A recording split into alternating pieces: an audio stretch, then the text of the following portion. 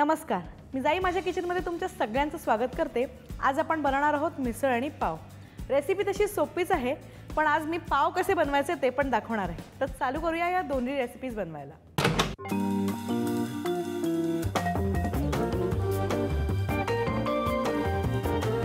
पाव बनवायला आपण आता चालू करूया। सगळ्यात आधी मी हे फ्रेश यीस्ट घेतलेला आहे आणि त्याच्यामध्ये टाकूया ही साखर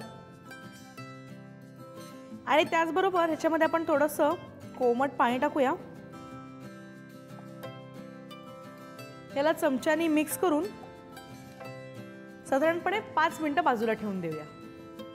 आणि माझ्याकडे हा जो बोल आहे त्याच्यामध्ये आपण घेऊया मैदा। मैद्यामध्ये मी मिल्क पावडर पण घालणार आहे आणि त्याचबरोबर आपलं हे जे यीस्टचं मिश्रण आहे ते पण आपण ह्याच्यामध्ये आता घालूया। यीस्ट घातल्यानंतर आपण ह्याच्यामध्ये आता दूध घालणार आहोत। दूध घातल्यानंतर आपण ह्याच्यामध्ये घालणार आहोत पाणी आणि याची मऊसर अशी आपण आता कणिक मळून घेणार आहोत। थोडं थोडं करून पाणी आपण ह्याच्यामध्ये घालायचं, सगळं पाणी एकदम घालायचं नाहीये। आपली कणिक आता मळून झालेली आहे, तर ह्याच्यामध्ये आपण टाकूया मीठ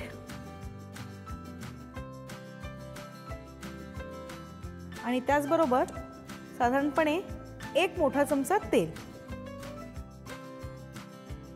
आणि ह्याला परत मिक्स करून घेऊया। साधारणपणे 2 ते 3 मिनिटं ह्या कणकीला चांगलं मळून घ्यायचं आहे। आपली आता पावाची कणिक मळून झालेली आहे।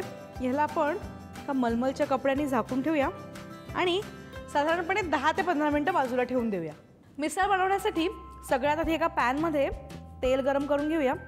जर तुम्ही बाहेरची मिसळ खाल्ली तर त्याच्यावरती छान अशी तर्री असते, त्याच्यामुळे थोडं तेल आपण जास्तच घालणार आहोत। तेल गरम झालं की याच्यामध्ये आपण टाकूया मोहरी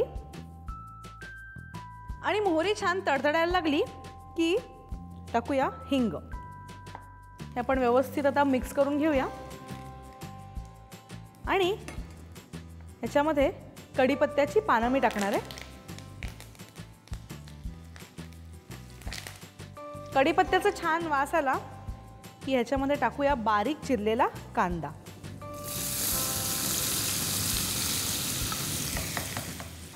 याला व्यवस्थित मिक्स करूया आणि कांदा चांगला ब्राऊन होईपर्यंत शिजवून घेऊया। आपला कांदा आता छान ब्राऊन झालाय, ह्याच्यामध्ये घालूया आलं आणि लसणाची पेस्ट आणि याला व्यवस्थित आपण शिजवून घेऊया। साधारणपणे 2 मिनिटं आपण याला परतून घेणार आहोत।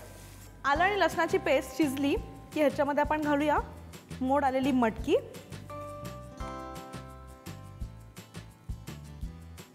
आणि त्याचबरोबर बारीक चिरलेला टोमॅटो। याला आपण आता व्यवस्थित मिक्स करूया। मोड आलेली मटकी आणि टोमॅटो घातल्यानंतर गॅस थोडा बारीक करूया। याच्यावर आता आपण झाकण ठेवूया आणि गॅस बारीक करून 5 ते 7 मिनिटं शिजवून देऊया।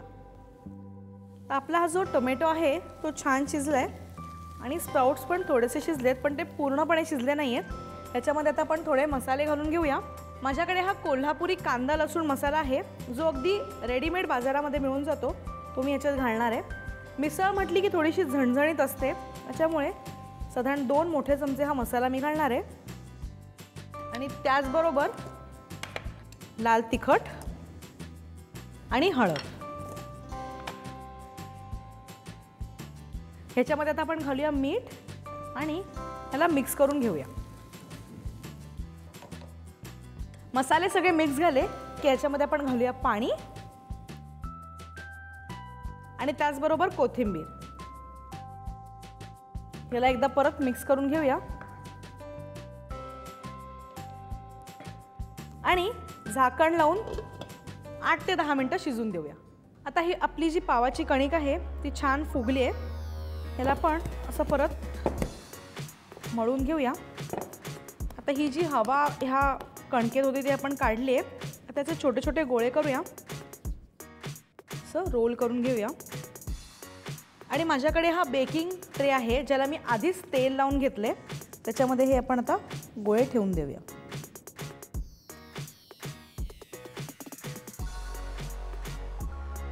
आपले सगळे गोळे आता तयार आहेत। याला परत आपण मलमलच्या कपड्याने झाकून ठेवणार आहोत आणि साधारणपणे 8 ते 10 मिनिटं बाजूला ठेवून देऊया। आपले आता पाव छान फुगलेले आहेत. त्याच्यावर आपण थोडंसं दूध लावूया, म्हणजे पावाला छान असा सोनेरी रंग येईल. आणि याला गरम ओव्हनमध्ये टाकून 180 डिग्री सेंटीग्रेडवर 15 ते 20 मिनिटं बेक करून घेऊया. आपली मिसळ पण तयार आहे आणि पाव पण बेक झालेले आहेत. पाव बेक होत असताना आपण याच्यावरती थोडंसं बटर लावलेलं आहे, म्हणजे त्याला छान असा ब्राऊन कलर येतो. आता आपण ही जी मिसळ आहे ती एका सर्विंग बोलमध्ये काढून घेऊया.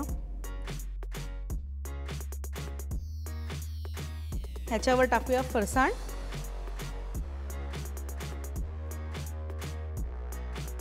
बारीक चिरलेला कांदा आणि एक लिंबाची फोड ठेवून देऊया. त्याचबरोबर आता आपण हे जे पाव आहेत त्याला पण आपण सर्व करूया. मिसळीवर फायनली थोडीशी कोथिंबीर ठेवूया आणि आपली मिसळ आणि पाव तयार आहे. दोन्ही अगदी सोप्या रेसिपीज घरच्या घरी करता येण्यासारख्या. रेसिपी जर आवडल्या असतील तर लाईक करा आणि चॅनलला सबस्क्राईब करायला विसरू नका.